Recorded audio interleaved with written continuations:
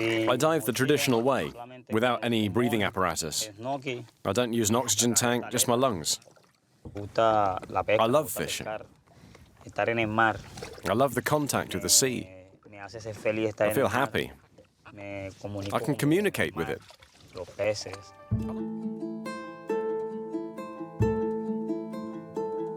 Off the Colombian coastline lies the San Bernardo archipelago. Santa Cruz del Islote is the smallest of these islands. This tiny coral island was born of a legend. About 150 years ago, a group of fishermen came across it, and since it was too late to return home, they spent the night there. The story goes that the men slept so well that night that they decided to stay. The surface area of the island is just 10,000 square meters. It is tiny, and yet it has 1,240 inhabitants.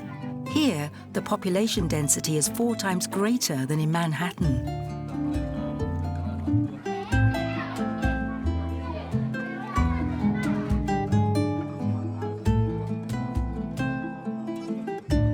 Sergio Cardales was born here.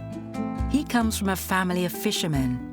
After completing his studies on the mainland, he came back to live on the island and to start a family here.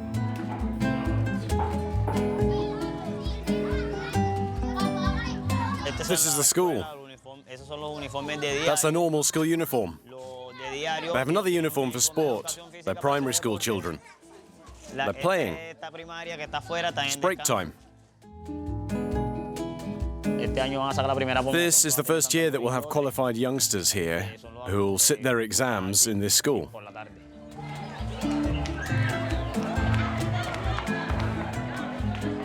The island belongs to the Department of Bolivar. They help us with some things, but not everything, unfortunately. When it comes to education, we don't get much support. The youngsters who leave to study in other towns in the department must go to private schools and pay for their studies. We've got to be self-sufficient. On the island, they must put up with precarious living conditions. The electricity is only switched on for 5 hours a day. It is powered by a generator. There is no running water and no sewerage system. We collect rainwater in channels on the rooftops like these. Then we use the water we collect to fill these tanks. We add chemicals to purify it and ward off mosquitoes and dengue fever. Then we keep the water in covered tanks all summer. If the water runs out, the army will supply us with more. They can top up our water supply several times a year, if we need it.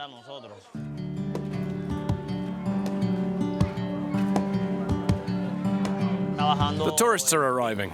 It's time for the first boats from Rincon de Mar to dock. Rincon de Mar is the nearest village on the mainland.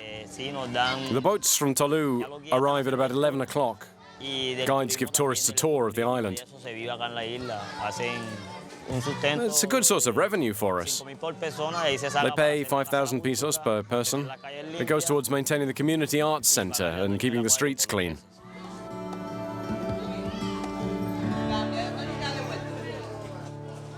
We have a good life on the island. It's a hard one. We have to keep fishing to earn a living for ourselves and for our families.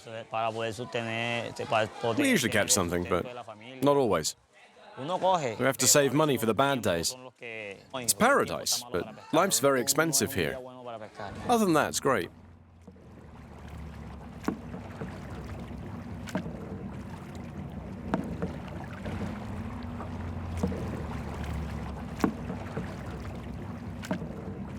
Sergio learned to fish when he was a boy.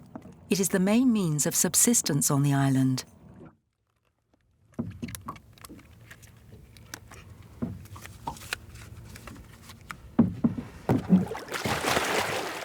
I dive the traditional way, without any breathing apparatus.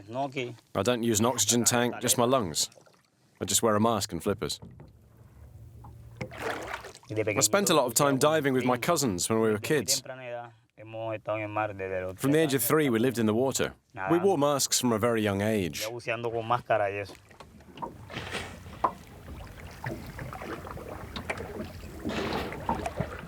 Fishing is the biggest source of income for the island.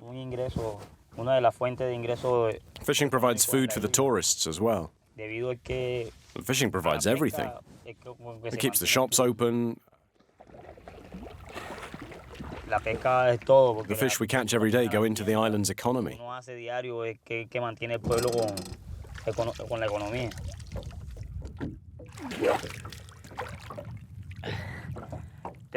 This is a crab from the royal family of crabs. Unfortunately, I can't keep it. It's still too small. I can't eat it now. Someone else will catch it in a while. I love fishing. I love the contact with the sea. I feel happy.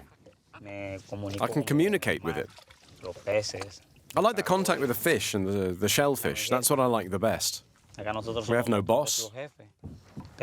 We're our own bosses. We fish for as long as we like.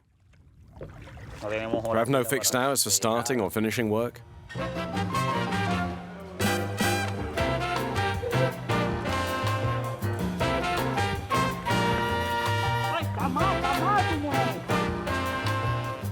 I like playing football. I play with my cousins. We all get on very well. We live in harmony in this island. It's so beautiful. Here, I have everyone who matters to me, my family, my cousins, and my friends. Living on this island is one of the best experiences of my life. I feel very proud to have been born here.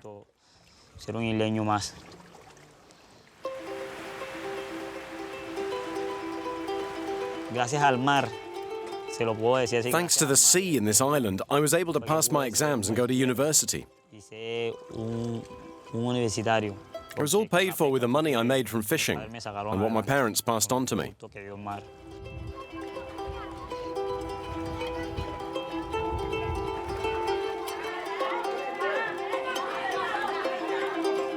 One day, I'll tell my daughter about my life on Islote, so that she understands who her father was on this island, and the effort I put in to pay for her studies. If she decides to leave the island one day, I'll tell her to never forget where she was born.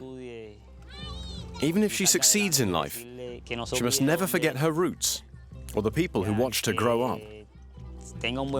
She must never deny her roots. She must never forget who she is, where she comes from, where she was born, and where she grew up.